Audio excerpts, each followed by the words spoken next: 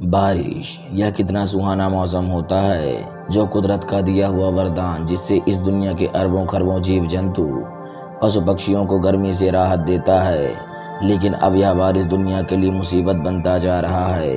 ये बात मुझे इसलिए कहना पड़ रहा है क्योंकि आज यह जानकर आपको आश्चर्य होगा कि अब यह बारिश कुदरती करिश्मा नहीं रह गया है, क्योंकि अब इंसान अपनी मर्जी से कभी भी और कहीं भी खुद से बारिश कर सकता है। आज हमारा साइंस इतना डेवलप हो चुका है कि इंसान जब चाहे जहां चाहे कभी भी बारिश करा सकता है, जिसके कारण रेगिस्तान जैसे भीषण सूखे जगह पर बाढ़ आने लगी है। अभी आपने कुछ दिनों पहले दुबई में आए बाढ़ की खबर सुनी होगी। आखिर क्यों कराई जाती है नकली बारिश? आज हम इस वीडियो में अननेचुरल रेन यानी कृत्रिम बारिश या कहें आर्टिफिशियल रेन के पूरे साइंस को समझने की कोशिश करेंगे। इस वीडियो में हम जानेंगे कि क्लाउड सीडिंग कृत्रिम बारिश यानी आर्टिफिशियल रेन क्या होता है, इसकी खोज किसने की, क्लाउड सीडिंग की शुरुआत कहाँ से हुई, नकली बारिश करने का क्या उद्देश्य है, कितने प्रकार से होती है क्लाउड सीडिंग के फायदे, क्लाउड सीडिंग के नुकसान। नमस्कार दोस्तों, आपका स्वागत है हमारे YouTube चैनल क्लिक साइंस पर। वीडियो को लाइक और चैनल को सब्सक्राइब करना ना भूलें। चलिए शुरू करते हैं वीडियो, जिसका टाइटल है साइंस बिहाइंड क्लाउड सीडिंग। सबसे पहले सामान्य बारिश की प्रक्रिया को समझ लीजिए। सामान्य बारिश तब होती है जब सूरज की गर्मी से हवा गर्म होकर हल्की हो जाती है और ऊपर की ओर उठने लगती है। इस दौरान नदी, तालाब, झील, सागर आदि से पानी वाष्प में बदलकर इस गर्म हवा के सहारे ऊपर उठने लगता है। जब भाप के रूप में पानी बहुत ज़्यादा मात्रा में ऊपर जमा हो जाता है तो वह बादलों का रूप ले लेता है। इस पूरी प्रोसेस को वाष्पीकरण यानी इवेपरेशन कहते हैं। वाष्पीकरण के बाद ऊपर उठी हुई हवा का आसमान में एक ऊंचाई पर पहुंचने के बाद ठंडी होने लगती है और उसका दबाव धीरे धीरे कम होने लगता है। हवा का दबाव जैसे जैसे कम होता जाता है, हवा में वाष्प की सघनता वैसे वैसे बढ़ती जाती है। वाष्प कुछ देर बाद गैसीय से तरल यानी भाप से पानी में बदलने लगता है।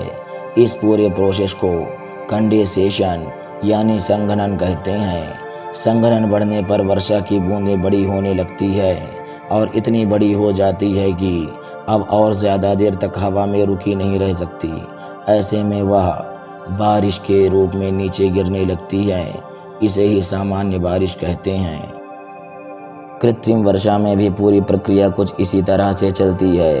अंतर केवल इतना होता है कि कृत्रिम वर्षा में इस प्रकार की परिस्थितियां इंसानों द्वारा पैदा की जाती है। मतलब यह कि आर्टिफिशियल रेन में इंसानी गतिविधियों के माध्यम से बादल बनाए जाते हैं और फिर उनसे बारिश कराई जाती है। इस प्रक्रिया में बादल के ऊपरी हिस्से में सूखी बर्फ या सिल्वर आयोडाइड के एरोसोल का छिड़काव किया जाता है। छिड़काव करने की इस प्रक्रिया के चलते ही इसे क्लाउड सीडिंग कहते हैं। अब जानते हैं कि इसकी खोज किसने की, क्लाउड सीडिंग की शुरुआत कहाँ से हुई।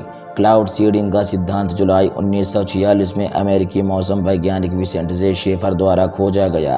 13 नवंबर 1946 को क्लाउड सीडिंग के जरिए पहली बार प्राकृतिक बादलों को वर्षा में बदलने की कोशिश की गई और यह प्रोसेस सफल रहा। अब जानते हैं इसके पीछे का मकसद क्या था। दुनिया में आज भी कई ऐसे इलाके हैं जहां बारिश की एक बूंद नहीं गिरती और जहां थोड़ी बहुत बारिश ही होती है।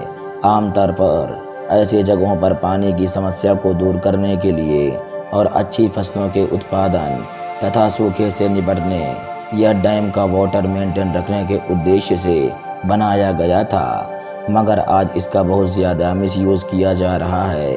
जैसे मनमाने तरीके, कभी भी बारिश कराकर तथा युद्ध से बाढ़ लाकर युद्ध जीतने के लिए भी इसका यूज़ हो रहा है, जो पूरी तरह इसके उद्देश्यों के विरुद्ध है। अब जानते हैं इसके कितने प्रकार होते हैं। समय के साथ क्लाउड सीडिंग की तकनीक में और इजाफा होता गया, पर इनमें दो तकनीकों का इस्तेमाल वर्तमान में प्रमुखता से किया जाता है। आजकल आर्टिफिशियल रेन दो तरह से कराई जाती है। पहला बादल बनाकर उन बादलों से बारिश कराई जाती है और दूसरा बने हुए बादल को क्लाउड सीडिंग टेक्नोलॉजी की मदद से खुद से बारिश करने लायक बनाया जाता है। इनमें से एक को हाइड्रोस्कोप क्लाउड सीडिंग जबकि दूसरे को ग्लेशियोजेनिक क्लाउड सीडिंग कहते हैं। हाइड्रोस्कोप क्लाउड सीडिंग में तरल बादलों में बूंदों के जुड़ाव को तेज किया जाता है ताकि बूंदों का आकार बारिश होने के लायक बड़ा बन सके। वहीं ग्लेशियोजेनिक क्लाउड सीडिंग तकनीक के अंतर्गत बादलों में बर्फ के क्रिस्टल को तैयार करने पर जोर दिया जाता है। अब समझे हैं साइंस बिहाइंड क्लाउड सीडिंग। आखिर आर्टिफिशियल रेन की तकनीक काम कैसे करती है। इस प्रक्रिया को 3 चरणों में पूरा किया जाता है। पहले चरण में वर्षा के लिए बादल बनाने की तैयारी की जाती है। इसमें रसायनों का इस्तेमाल करके संबंधित इलाके में हवा को ऊपर की तरफ भेजा जाता है ताकि वे बादल बना सके। इस प्रक्रिया में calcium chloride, calcium carbide, calcium oxide, नमक और यूरिया के यौगिक तथा यूरिया और अमोनियम नाइट्रेट के यौगिक इस्तेमाल किया जाता है। यह यौगिक हवा से जल वाष्प को सोख लेते हैं और संघनन की प्रक्रिया शुरू कर देते हैं। फिर दूसरे चरण का नंबर आता है। इस फेज में बादलों के द्रव्यमान को नमक, यूरिया, अमोनियम नाइट्रेट, सूखी बर्फ और कैल्शियम क्लोराइड का इस्तेमाल करके बढ़ाया जाता है। इन दोनों ही चरणों में बारिश के लायक बादलों का निर्माण किया जाता है। जब यह बादल बन जाते हैं तो उसके बाद तीसरे चरण की प्रक्रिया शुरू होती है। इस चरण में सिल्वर आयोडाइड और सूखी बर्फ जैसे ठंडा करने वाले रसायनों का बादलों से छिड़काव होता है। हवा के सहारे क्लाउड सीडिंग करने के लिए आमतौर पर एरोप्लेन्स की मदद ली जाती है। इसके लिए हवाई जहाज, विस्फोटक रॉकेट्स या गुब्बारे का इस्तेमाल किया जाता है। प्लेन में सिल्वर आयोडाइड के 2 बर्नर या जनरेटर लगे होते हैं जिनमें सिल्वर आयोडाइड का घोल हाई प्रेशर पर भरा होता है। इसके बाद प्लेन के बादल के पास पहुंचते ही बर्नर को चालू कर देते हैं। टारगेट एरिया में प्लेन को हवा की उल्टी दिशा में चलाया जाता है ताकि घोल ज़्यादा क्षेत्र में फैल सके। इन रसायनों के छिड़काव से बादल का घनत्व बढ़ जाता है और पूरा बादल बर्फ के क्रिस्टल में बदलने लगता है। बदलते बदलते जब वे इतने भारी हो जाते हैं कि और कुछ देर तक आसमान में लटके नहीं रह सकते तो बारिश के रूप में बरसने लगते हैं। अब जानते हैं क्लाउड सीडिंग के फायदे।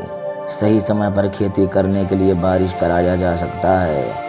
एयरपोर्ट पर फॉग को कम किया जा सकता है। प्रदूषित हवा को साफ करने के लिए किया जा सकता है। सूखे एरिया के लिए बेहद मददगार साबित हो सकता है। इससे बारिश नहीं होने के कारण खराब हो रही फसल को बचाया जा सकता है। गर्मियों के दौरान नदियों के न्यूनतम प्रवाह को बनाए रखने में, बढ़ते प्रदूषण को भी कम करने में कारगर है। अब जानते हैं इसके क्या नुकसान हैं। क्लाउड सीडिंग के नुकसान।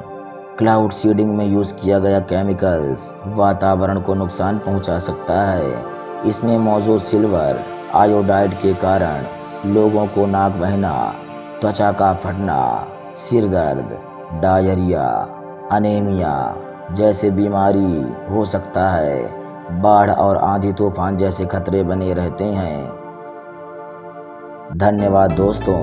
आपको यह वीडियो कैसा लगा कमेंट करके ज़रूर बताएं। मिलते हैं नेक्स्ट वीडियो में।